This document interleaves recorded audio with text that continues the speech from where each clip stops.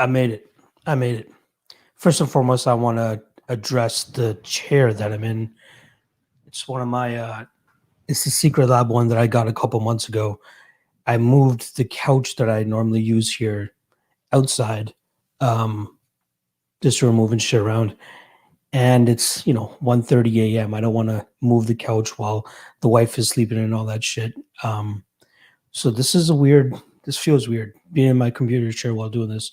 I'm really looking forward to having my couch back for the next one, but yeah, I'm trying to get cozy. It's weird. Yeah. So the reason I was late was I was doing a draw for my Patreon members. I was given this way. I got it back in like August. I was telling them when I went to go visit the mother-in-law who does all of this stuff. Shout out Gray Barn Handwork. Make sure you guys check her stuff out. She does all custom stuff. She does all my Lock of the Night stuff.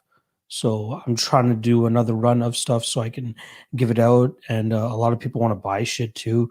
It's kind of weird to think, but yeah, I'm going to send this off to my guy, one of the guys on the Patreon, Chief Strongwolf. He won that random draw.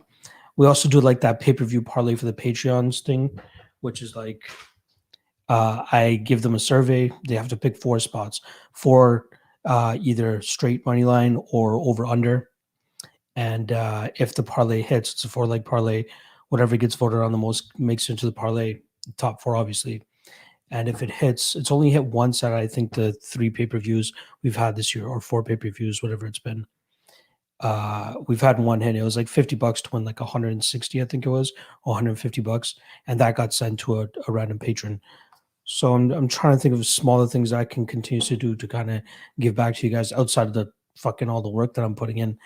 It's good, but yeah. So that's why I was late.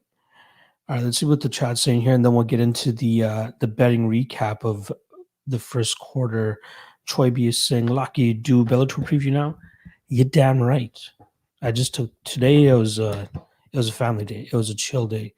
I didn't want to do too much today. I updated the Lock of the Night and Dog of the Night standings. Speaking of which, if you are in the Lock of the Night or Dog of the Night challenge, we are working on, or I am, and a buddy of mine, somebody in the Patreon. I got to shout out my guy Ryan Diamond. He's helping me out put together to make it automated, so I don't have to fucking slug through the shit caveman style. When I started the Lock of the Night challenge and the Dog of the Night challenge, like max I was getting was like 30 people. Like now it's like 100 and something. So it's fun. It's fun to keep track of. It's fun to see people try to top each other. Yeah, that's dope. But yeah, now that I do have time, I'm going to be doing Bellator. So there's 2 fights that I want to look into tomorrow for the next UFC event, which is 2 weeks from now, or like 2 weekends from now. And then after that, I'm going to get into Bellator and see if I find anything on that. Yeah, it looks Chalk City. I was looking at Tyrell Fortune, but that fight got pulled because Mitrione had to pull out. And yeah, Pitbull is a huge favorite. You have Nurmagomedov on the card, Magomedov on the card. Maybe parlay them together. I don't know. I got to run the tape to see if it's that safe enough. I don't want to let those types of opportunities pass by. Sure, they might be chalky as fuck, but they might be able to help spice up a line. But they need to be elite level guys, right? Usman Nurmagomedov and Magomedov are elite fighters. They're really high level fighters. I'd be willing to take a little, allow them to be a cherry on top of some of my parlays. But yes, Bellator for sure. Acai Fueled Mountaineer, man, Bellator events, some weird shit happens and I lose money. Interesting. It's like an NY sanctioned UFC event on a weekly basis. Ben Peak, so much for no more Locky late night. Yeah, I had to do one tonight. I woke up today I went to sleep at about 3:30 or 4 a.m. last night, and I woke up at like 1 p.m. today. So, I've only been awake for 12 hours. I want to kind of like fix on my schedule slowly. I won't be up till 4 today. I'll probably be up to like 2:30 or 3. We'll see. Gunny Luck always late. I see where you got the name from. You know. Fashionably late, right? Damn. Be a little bit slow, be a little late. I got you.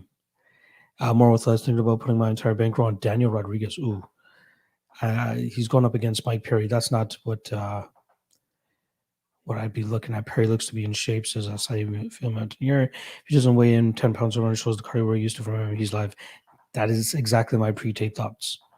Asai Phil Mountaineer, I feel like me and you're on the same wavelength a lot. But yeah, you're right. Big fucking if. I locked in a parlay with Yusuf and Darren. I know those lines gonna score soar.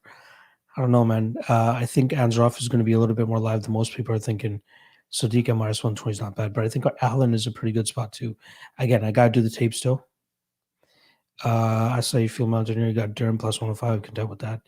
Again, I think that fight's going to be super close. I have 100% loss rate. Literally, I'm on an ouch. Oof, hopefully you're betting peanuts. 1128. Apologies, bro. Apologies. God. Yep, I did that too. She's a steal. Cool, cool, cool. What's good? T-Rex, what's good? Can't wait to see Sadiq fight again. Dude is a beast for sure. Anyone else on tail? Not impressed with Vittori striking. I have I have a flyer. Sorry, let me get some water.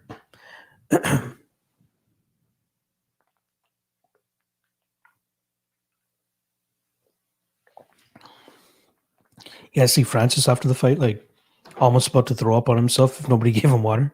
That's how I felt just now.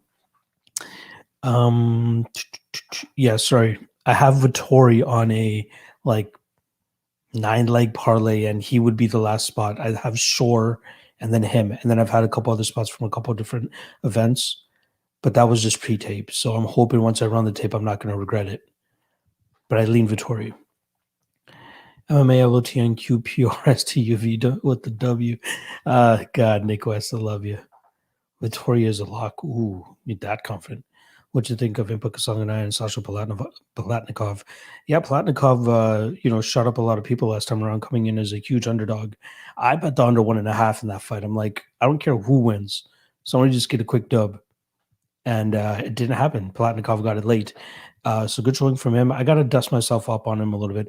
He's one of the fighters that actually came back on my channel and like talk shit. He goes, "Oh, poor prediction. What do you know? Blah, blah, blah."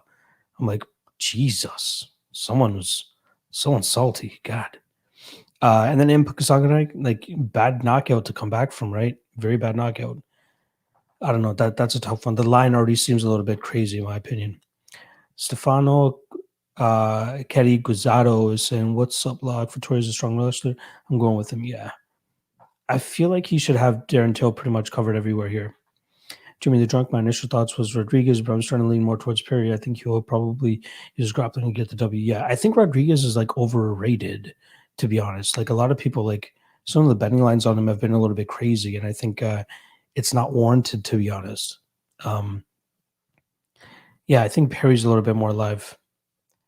Nick West, no tail for me, Vittori or pass. Harmon Sarai is in the chat. I think the same way. It was never on the Rodriguez train. Yeah. I don't get why he's such a, like nothing and nothing special. I got to watch that Nicholas Dalby fight again and see what that, like, how that truly went. But Dalby got the dub, right? As a big underdog. Matt Reed, what's next for Woodley and Stipe? I truly think they'll probably let Woodley go. If they let Dos Santos go, if they let Overeem go, they gotta let Woodley go, right? Like, how helpful is he truly going to be to fucking Bellator, right? He has a connection with Scott Coker, so they'll probably bring him in anyway. Or if he went to PFL, maybe that's something. Stipe, I'd like for him to sit back. If they truly do Jones and Francis next, they should let Stipe rest and Stipe get the first shot at the winner of that fight. You got to give him a rematch, considering his heavyweight acumen and being the most decorated heavyweight champion. You can't disrespect the man and make him fight for his title again. It is what it is. Sergeant Snuggles, what up? Heard someone with the idea of O'Malley versus Yanez next. I love it. What do you think? I don't know if O'Malley would be down to go, I don't want to say backwards. I guess Giannis is ahead of him. Fuck. I don't want to crash two trains like that though. Let these prospects work up a little bit more. O'Malley overrated. I don't know. I want to see some like Almeida's great and all, but far from what he used to be. So if you can get somebody a little bit more up to the times, then I'd be a little bit more sold. Lord Rachi Till's on another level, striking than the rest of the middleweight division, especially Vittori. He hasn't really shown up though, right? Like the Whitaker fight was very underwhelming. If that Till shows up, then I think Vittori hasn't beat. I think Vittori inside the distance is a play. We've seen Till gas heavily against much lesser strikers or wrestlers. Good point. Good point.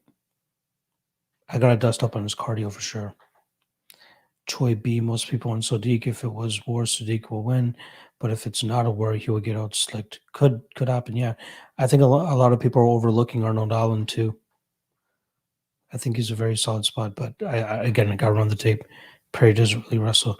He's been wrestling in his last couple fights. Impa, Jorgen, Marcus, Vittori. Ooh, I'd be careful about Jorgen. I don't know if you've run the tape on Danho, but even though he's been away for as long as he has, does Jorgen deserve to be a minus 260 again? Like his performances have been very flat as of late. Buckley got lucky, Jorgen got robbed, Marcus is back, until fucking sucks at any weight. I did kind of agree about the first one. Again, the second one, I thought Philippe won that fight. Marcus is kind of back. He's fighting Alvey, right? Alvey's such a tough out. He sucks, but he's such a tough out. And yeah, Till, again, pre-tape him against it. Till is a muppet. I saw you feel Mountaineer. Dana said last night when asked about cutting Woodley, 4 on, he's 39 now. Yeah. Yeah, he turns 39 in April. So Dana already said he's done. Yeah. Y'all didn't hear it. Perfect. 4 straight profit. Let's fucking go. Back to the winning ways, but still got a lot of work to do. As soon as I catch up to the chat here, I'm going to go over my results. I love the night betting UFC 260. Thanks to insights gained here. Sweet. Thanks, Jake. Yeah, predictions. I went 9-1. Only one I got wrong was the main event. O'Malley should fight Yaya. Why would you do that to Yaya? God, you are a bad man, Jimmy the Drunk. O'Malley versus Frankie Reno. Who says no? Don't kill me. Those were exact words. Yeah. Abu Dhabi is saying, seems like some cappers like Parlay King use fake accounts and comments to pump themselves up. How often you see gimmicks like this? It's so 2015. It's like that Skip Bayless thing, right? Didn't he get caught, or even Kevin Durant didn't got caught on a burner? Like, I don't know how people could have time for burners. Jesus, work on yourselves. That's one problem I can think of, and I thought the UFC would want to burn one of them, but goddamn, I want to watch that fight. Yeah. I remember I had a 30-27 Derby. I don't recall what my scorecard was on that. My memory is, again, it's not the greatest, which is why I have to do tape like hard every time I go through matchups again. I don't remember that fight. I'm sorry.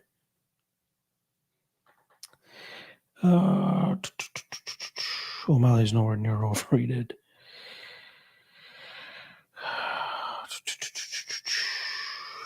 More with less. O'Malley hurt his leg against Almeida, rolled that right ankle again in the fight and back far off the cage after having that kick.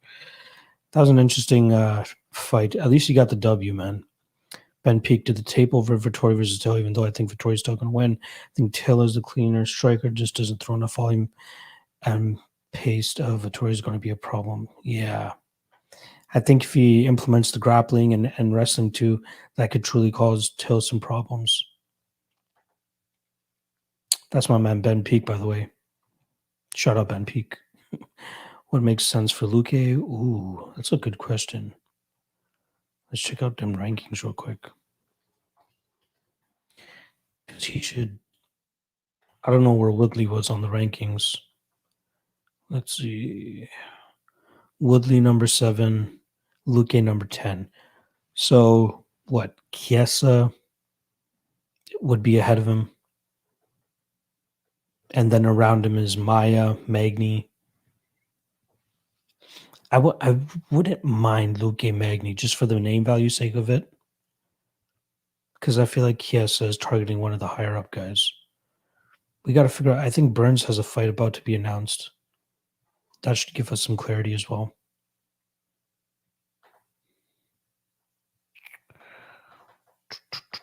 Never will Lachlan Night in small outside the big fight. Abubakar, Summersberger. Those aren't bad. I don't mind those. Summersberger, that guy's been. He just came out of nowhere too, right? Jones versus Ngannou would be dope. Shout out to Nabin for the dono. I owe you for the round 3 Barrios play. I got you, brother. I got you. Thank you. I appreciate that. I would say round 3 Barrios, but regret betting Stipe. Yeah. I couldn't put any serious money on Stipe. I just had like small sprinkles on his round props for round 3, 4, and 5. Nevros and Blaze versus Stipe. I don't know how you can make Stipe fight to like a number 1 contender fight. Just let him take time off and then come back and fight for the belt. Luke versus Kios, I don't mind that. Thank you, Lock. No worries, Ben Peak. Palatnikov is the play plus 275. We'll keep distance with reach and win by decision. All right. I look forward to diving into that. Clive Picks, do you think Sugar would want to fight Vera again, or is that not good because it's a step back? I think he should fight him. Personally, I think he should fight him. That would really help. At least his shtick of 19-0 or whatever the fuck his record is, right? Did you guys see the merch that he dropped? He dropped on his Instagram right after the fight. It's like a video of him wearing a sweater that says like his branding, and then it says 19-0, undefeated. Don't kill me. I want to see Cruz versus Aldo. I saw a lot of people doing O'Malley Cruz. I want to see Cruz versus Aldo. Give Sean somebody else. Totally a twister. Will we ever see Luke versus Burns? I don't think so. They corner each other. I think they're like way more like brothers than Usman and Burns were. Maverick versus Aldridge is not bad. Gracie versus Jason Jackson, who wins? Man, that's a tough one. Jackson been killing it as of late. I got to do the tape. I got to dust up on Naaman as well. Sleepy would get KO'd by Francis Ambrose said his chin fight blades. Yeah. Maybe. Watching live, I didn't realize how horrible that follow-up shot from O'Malley was. Yeah, that was he bounced his head off the canvas. That was disgusting. Never saying Aldo would kill Cruz. Let's see it. They're both pretty much in the same stage of their career. I don't mind seeing that fight. Ben Peak is saying I'm studying Gracie versus Jackson now. Let's go. Yeah, that's one that I'm looking forward to getting into because of the odds.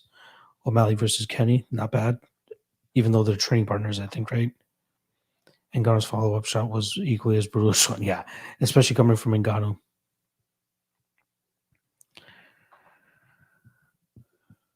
Mario Perez is looking forward to Jiri's next outing. Yeah, I think he's fighting in May. Him against Dominic Reyes. That's a sick fucking fight.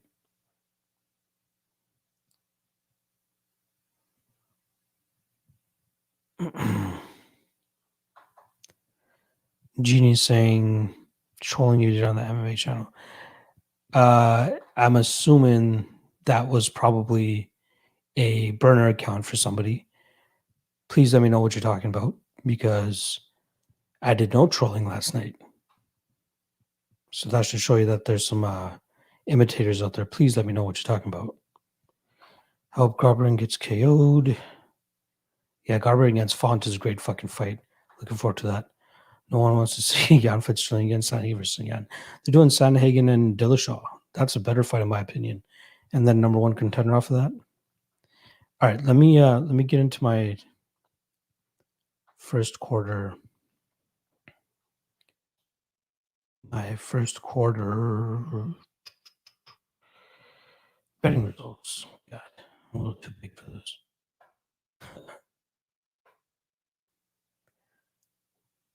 Let me sign into my sheets.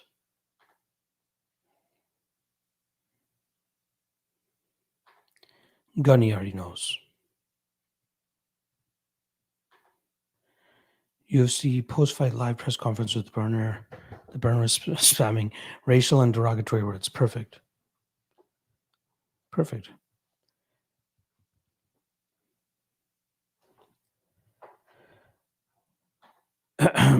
Hoping that doesn't directly affect me, but definitely not me. Just put it that way. It is 1:45 a.m. where I'm at. All right. We ain't gonna talk about that shit no more. All right, let's get into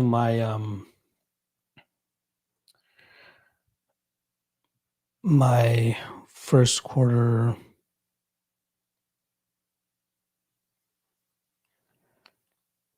stats. Sorry, I'm just trying to pull up the screen. There we go.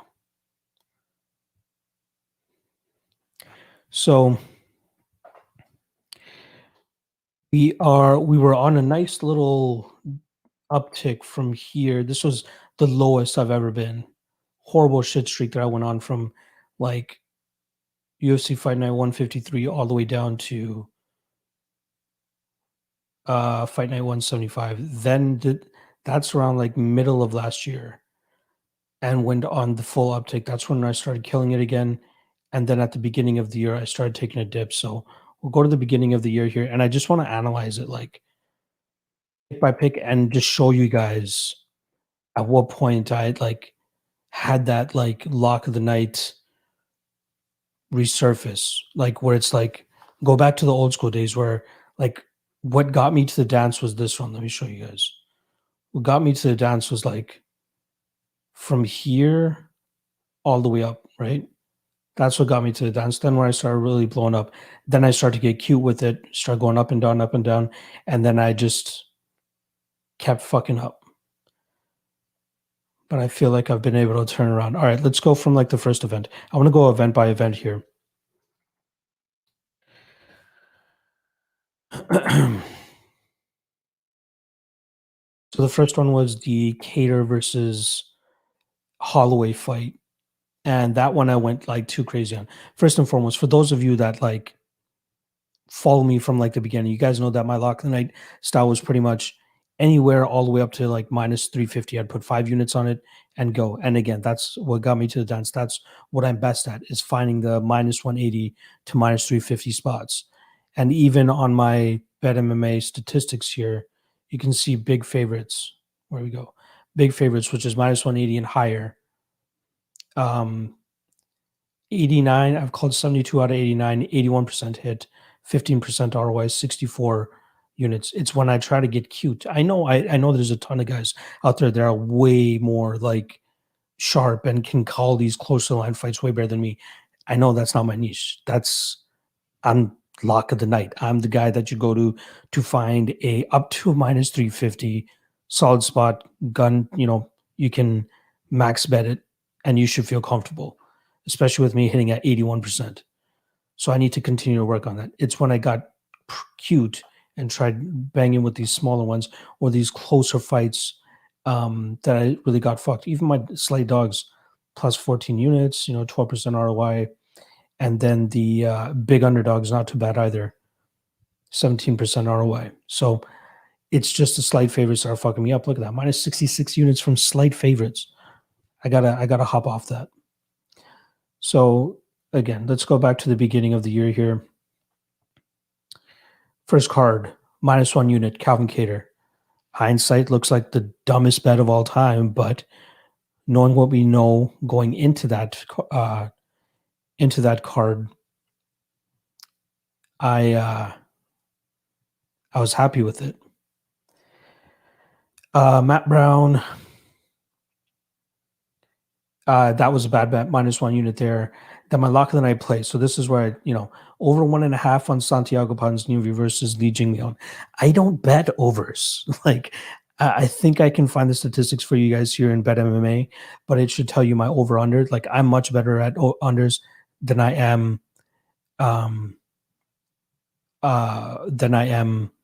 betting overs for sure. Average dosing weight. So you're betting 1 gram per unit before? Hell no. I don't know why the fuck I said it. One day when I initially set up my Bet MMA accounts, I assigned $1,000 for 1 unit just for the fuck of it. My units are $100 units. So you know what? Whatever. So yeah, I had 1 unit on Calvin Cater there. again, hindsight looks like a really dumb bet, but um, knowing what I knew beforehand, I went into that bet confidently, as did a lot of people. Matt Brown one, I definitely regret. And then the over 1.5 in the Li Jingliang, like I would normally bet the under in that type of fight, but I was kind of stunned as yet. That one was fucked. That one was too close to call. Why did I do that? Why did I do that? So that was minus 4 units there. The under 2.5 in the Lingo and Jacob Kilburn fight. Again, that's a plus money under that I found to be on point. And it wasn't. A lot of people were on it as well. We got duped. That was a trap line, apparently. So minus 1.5 units there. Then I did the mookiest shit I could ever do. This is what I was really pissed about for myself on the first event. Parlaying Joaquin Buckley, even though I was like talking down on him throughout fight week. I'm like, yeah, he's going to win. But like, you know, this hype train is eventually going to end. So yeah. That one really pisses me off. And then the Philippe one, I think I got lucky there because I thought Taffa won that fight. That was my only shining moment. And even that was a loss because it was probably so minus 9 units there. Let's keep the fun rolling. Let's keep the fun rolling. Lock of the night, Munir Lizez, minus 220.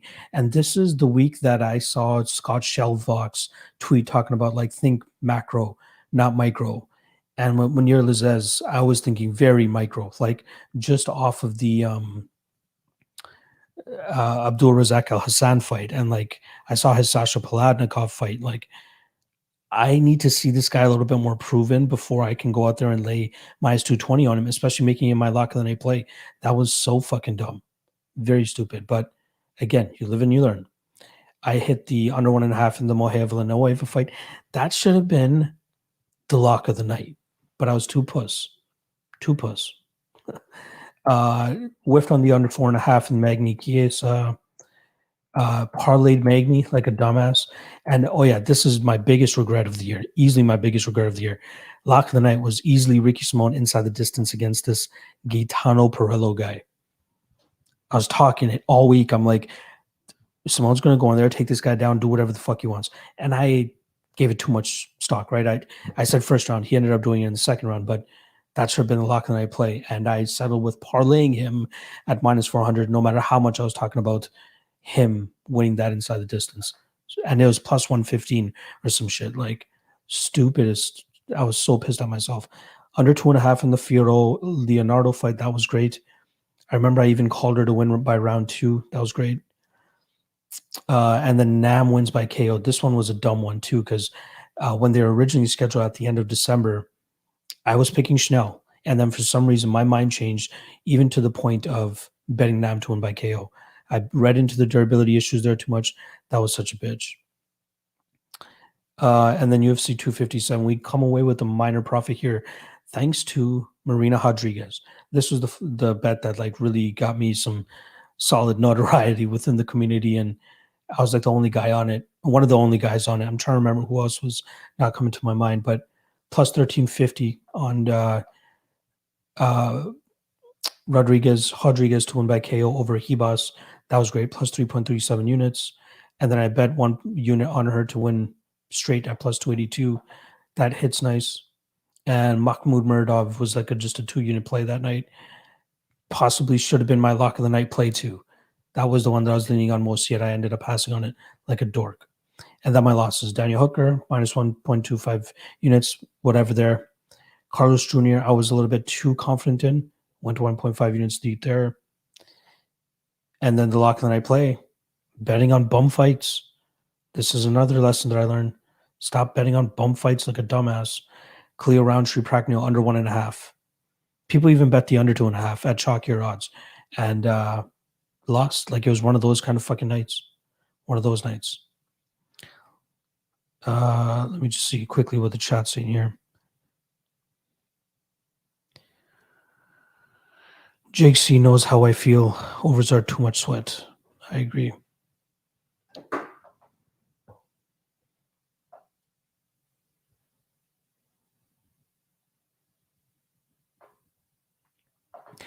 Tio took it asking, how often do I go crazy on parlays, or are you more of a singles guy?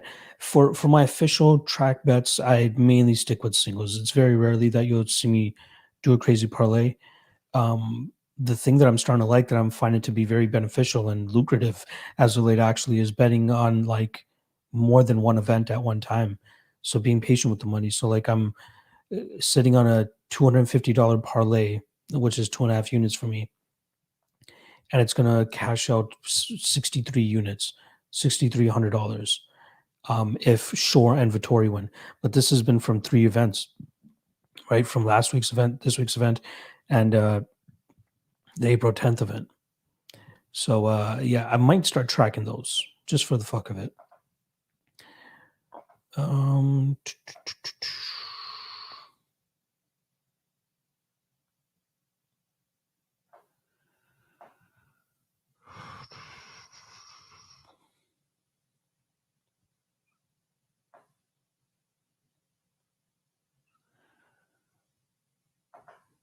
UFC Bro Pictures on right now, nice.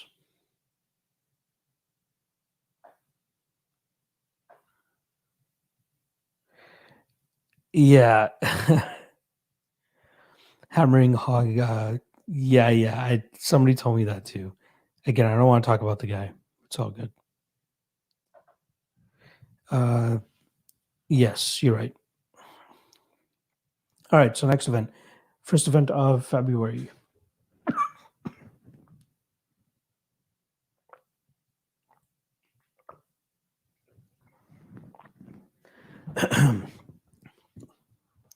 Come away with an L here, but my women's MMA kind of saves me. An absolute shit kicking, but 2 units on Diego Ferreira. I don't regret that bet at all. 0.25 units on James to win in round one against Devontae Smith, plus 600 again. I thought those odds were way too wide considering, the knockout that Devontae Smith was coming back from and how heavy-handed Justin James is. So I didn't mind taking a 0.25 unit shot there. And then the lock that I played. This is the one I'm trying to distance myself from the most. Mike Rodriguez against Danilo Marquez. God damn it. That was bad. Hey, gunny. I'm not betting on James just straight. Look at the odds here. Look at the odds. Sometimes you got to play the odds, given what you have. Just saying. Don't shit on your boy too much. Anyway, again, only 0.25 unit stab. That was a $25 stab. I'm taking that stab. But yeah, Danilo Marquez beating Mike Rodriguez, that one fucking sucked. That one was like, what am I doing? That was the mookiest bet I could ever fucking make. Again, pissed at myself for that one. But women's MMA dog of the night comes through 2 weekends in a row. Lara Fritz and Procopio wins, beating Molly McCann. So that was a nice hit.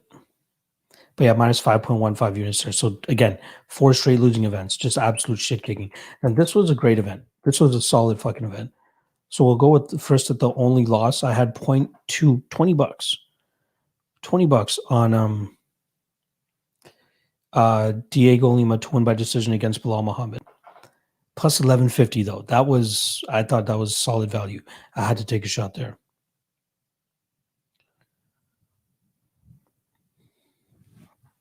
Exactly, Gunny. Exactly. Real recognize real. All right. And then the next fights. I parlayed. So Usman was pretty much my lock of the night play here because I had a parlay with him and Timur Valiev from the weekend before. That cashes plus 114, 3 units. And then where's this one? Sorry, this is adjusted odds because there's one I think that got canceled in there.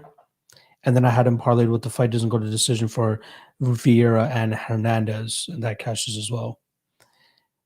Dog of the night play women's MMA, three straight weekends. Women's MMA dog of the night coming through under 2.5 in the Mallory Martin and Poliana Vienna fight. That was a great one. And then 1.5 units. This one was the highly debated one that week, if you guys remember. Alexa Grasso versus Macy Barber. 1.5 units, cash that for 1.25. That was a sick hit. Yeah, so that was a great event. Only 0.2 unit loss there. 86% ROI. Great night. Then we move on to a losing night, minus 5.38 units. Lock of the night play here. Blades to win inside the distance. So this is when I really started to. Where's the lock of the night play here? Yeah, Usman. I can even say it was that event. I'd say UFC 258 was the turning point for me in terms of going back and realizing that I need to go back to the old school lock of the night method. And that's picking high level fighters. Don't worry about the chalk. If there's chalk on it, just be sure that you're 10 out of 10 confident in this and you got to go for it. So for me, it was Kamaru Usman. I'd be willing to parlay him with certain spots and it hit. Then the next event, Curtis Blades, high level fighter who I thought had, tremendous value to go out there and just beat and finish Derek Lewis, who is a notorious gasser, minus 167, 4 units. I'm not mad at that bet. I'm really not mad at that bet.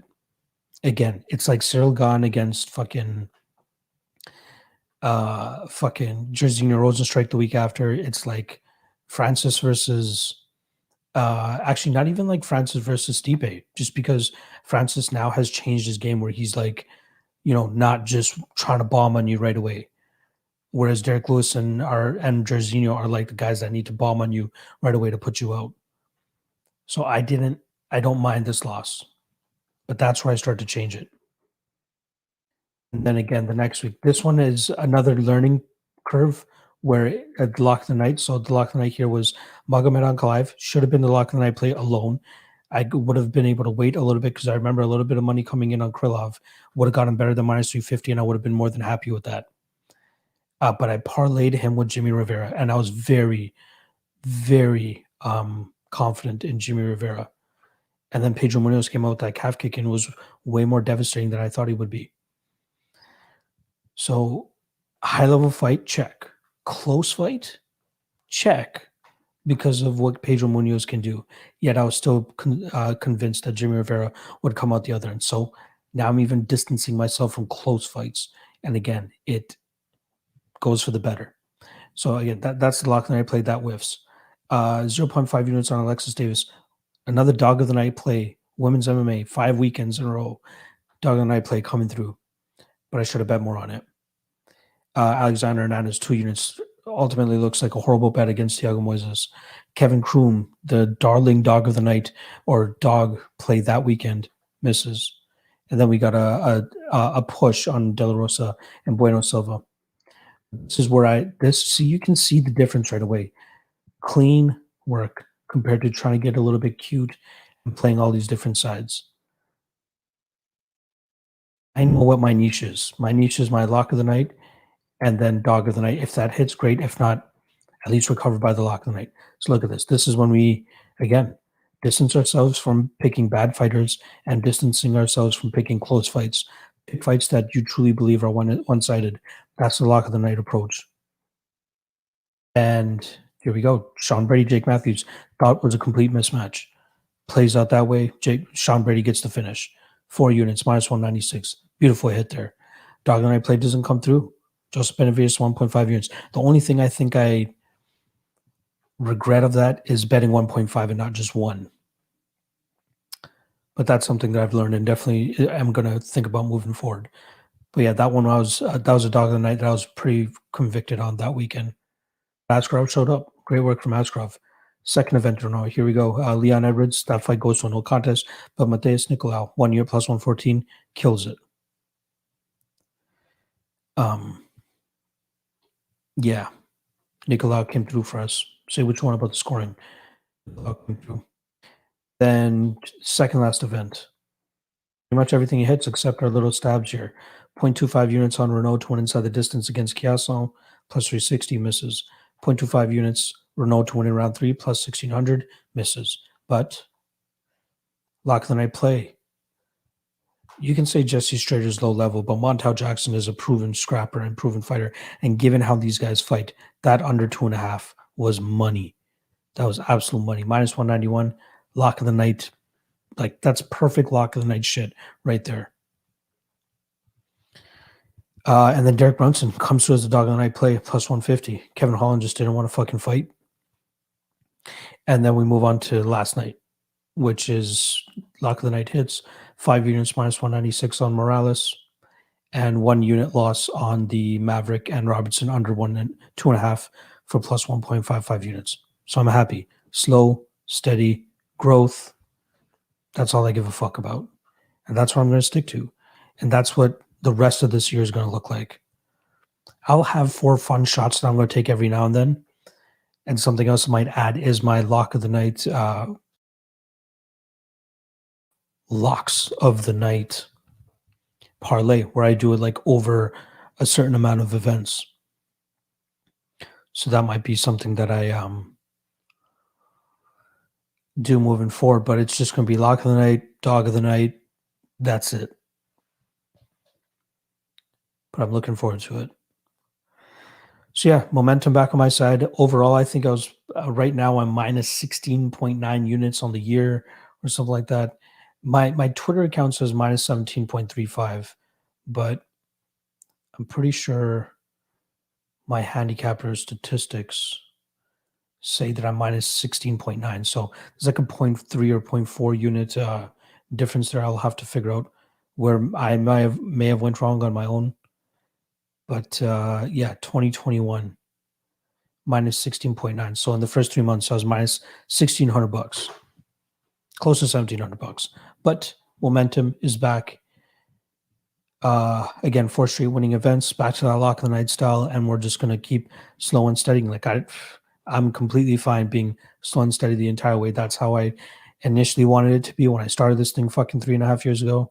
Then I tried to get a little bit cute in 2019, as you guys can see. Finally fixed it in 2020, but like late, and now starting the year off pretty fucking bad. But we don't hide from our L's around here, you know what I mean? We don't hide from that shit. But 4 straight winning events, that's great. Like, this is why people should use Bet MMA. If you don't use Bet MMA, you're doing yourself a disservice. There's so much in-depth shit here that will help you with your own game. Again, like even that statistic I showed you guys at the beginning, which was how well I'm doing picking big favorites. That's my niche. That's what I should stick with. Tells you by company. Here, big favorites. 81% hit rate, 64 units, 15% ROI. It's these slight favorites that are fucking me. Even by position on the card, I'm minus 13 units on fucking main events, plus 13 on Co's. Position 3 to 5 is my my sweet spot on the main card, plus 39 units, 15% ROI. Oh, you guys can't even see the screen like a dumbass. What am I doing? Genius saying picking big favorites, is that a skill? Well, right now for this, well, besides this past event right now, which was like I think only one underdog won on the entire card. Before that, it was only like favorites in that range of minus 180 to minus 350 are only winning like 59% of the fights this year. I'm not picking anything worse than minus 350. That's just bullshit. Like, I'm not going to go out there and pick a minus 700 favorite and say, this is my lock night play. Minus 350 is my cap.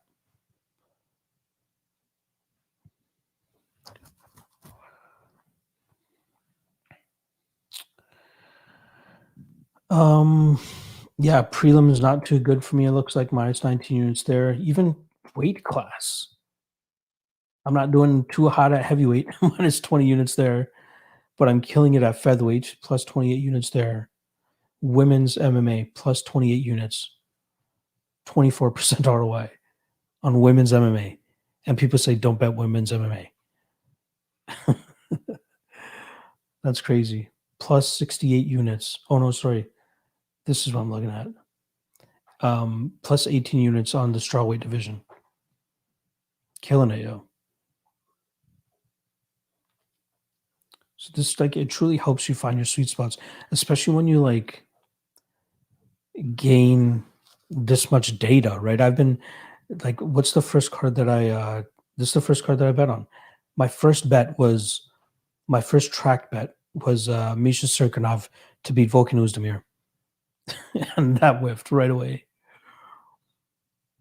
What was I showing here? Yeah, it's great. I have so much data here, and I don't know why anybody wouldn't want to, with how easy everything is to like pick up and get. Ugh, I don't get it. So yeah, that's the quarter one 2021 betting recap. Again, started off pretty bad, but starting to change things around, going back to the old school ways. All right, let's see what the chat's saying here before I get out of here. Uh,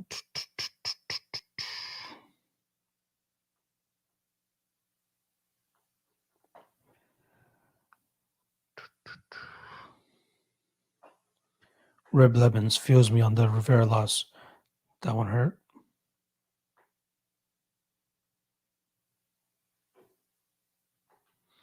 Yeah, MD. I know. You told me about the Askarov thing and Figgy and Joby, but yeah, I thought he still had his scramble ability. Let's come to that one. Bukowski got robbed, says Hammering Hog. I didn't watch that fight the closest, to be honest, because I was expecting a finish the entire time. 0 to 100 saying RP Stipe's grandchildren are going to feel that. Jake C, do you ever find it hard to not stick to units?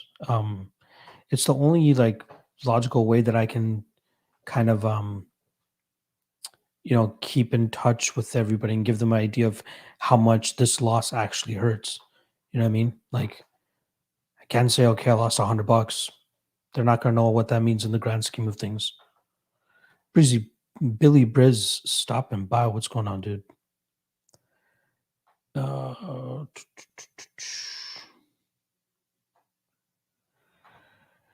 Average Joe saying, do you have a certain threshold for a lock on a bet? Like, will an underdog ever be a lock for you, or does it have to be certain odds? It doesn't have to be certain odds. It just it depends on my level of confidence in it. I think the only lock in the night play I've had that was plus money was Ramazan Ameev when he fought Sam Alvey in his debut. But that was like my early days. That was my like early days where I was like not betting nearly as much. So I was able to get an opener that was plus money. But now like I'll run through the card. And yeah, like I'm just not as scared anymore to bet the higher priced odds given my confidence. If I truly feel like a fight is close, which more often than not, the minus 150s and all that are pretty close, right? But I'll normally let the tape decide for me. But in terms of a threshold, the most is like I will never bet more than minus 350. It always has to be better than that. But the judging criteria, yeah, you guys are fighting over that fight. I ain't even getting into that. Thanks, Alta, if you start tracking my bets. Yeah, Average Joe, I'm telling you, it's very, very much worth it. Bet MMA.tips. If you don't have one of those accounts and you bet on MMA, you're not helping yourself.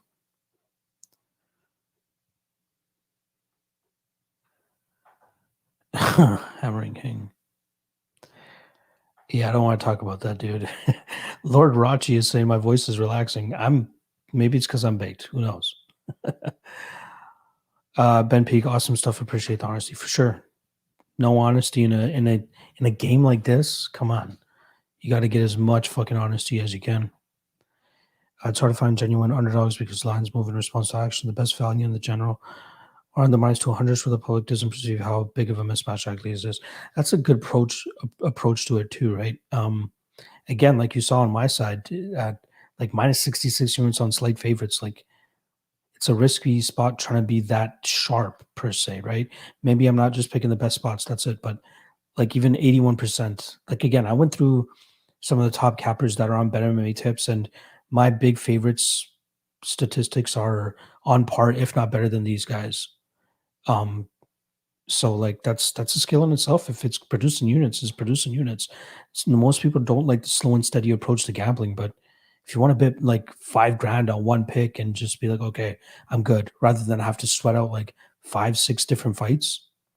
That wasn't my MO when I started this Lock of the Night thing. It was when I get to the point when I can bet like $1,000 units, I'm good. Like I should be good. So I got to go back to that. And that's what's working out the last 4 events. Rogue Stormer stopping by. Senior Parlay Man. Good job boosting your bankroll, bro. Thank you, brother. Uh, that's a damn good parlay. Eh? I got it again. When that one finishes, I'll probably start another one and I'll track it. Billy Briz business does Bet MMA, do Bellator and other undercard MMA events. Yeah, they do everything. If it's not on the website, you have to like message the guy on Twitter. Bet MMA Tips is his profile. Just DM him and he'll put it up. Just make sure it's not the day of, but he'll put on everything. It's not just the UFC. Marcus Artisan, what up, Lock? Looking to reach your level of MMA podcasting soon. Just keep doing it. That's it. Again, I've literally just stayed consistent 3.5 years, and the love has come, and opportunities as well. Right? I'm not gonna say like obviously the exposure on odds is helping me out, but then it's me at the end of the day that is winning you guys over and having you come on the team and shit. So appreciate it, brother. Appreciate it. Rogue Strummer, yes, it does, Belly. Yep. Sam Nee, 2-9 last night. Only wins Francis O'Malley. God damn, not a good look at all. You went with a lot of underdogs then, right? Because only one underdog won in that card, I believe. I went 9-1. The only one I called wrong was Miocic. Nick West, I love Moneyline minus 120. Oh, table tennis. My man Nick West is gambling table tennis. You know what? Just for you, let me see if I can get a little bit of money down on that right now. It starts in 2 minutes. Let me see if I can do that. Does Bookmaker let me bet on table tennis? Table tennis. There we go. Europe or international?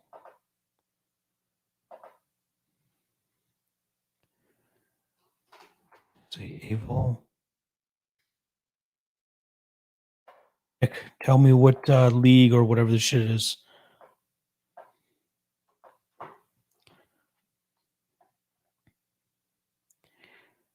Nemashkalo, Russia. Oh, Russian. Russian shit. I'd even fucking read that. My bad.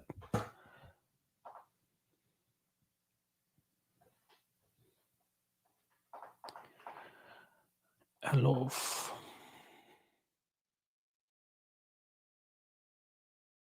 Plus 103.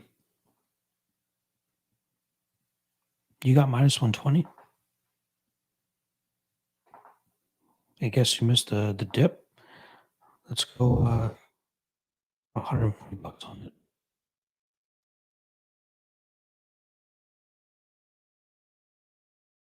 Oh, there's only $100 units. Shit. Okay, I'll put 100 bucks on it. $100 limit on it. And I pushed it to minus 101. So let's see how that goes. All right. Let's get back to the chat here. Rogue Summer, I went on a tilt with my track bets on that side, Billy, because I was missing on so much profit with props and over-unders. It's a good site. That's all I gotta say. Herman is saying it's crazy to think how locked in I was this weekend. Hoping that you did well. Summoning me 2 lock, nothing better than a late night high. Exactly. Rogue Storm, I decided that I need to start doing them in parlays after a huge downswing.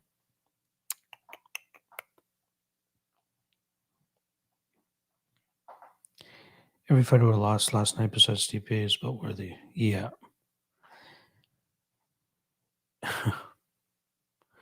There you gotta play for my man Herman Newsom Freeman. 1K on Baylor plus 1.5 and Gonzaga money line. There you go. Props by KO and submission are so profitable. Submission props are more tricky. Yeah, I like the round props, as you guys obviously saw yesterday with the Barrio round 3. Those are the spots I really like to tackle.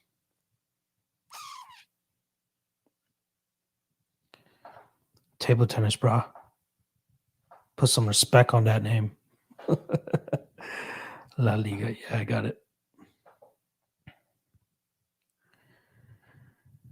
Yeah, I'm gonna have Kamaru on a couple parlays for sure.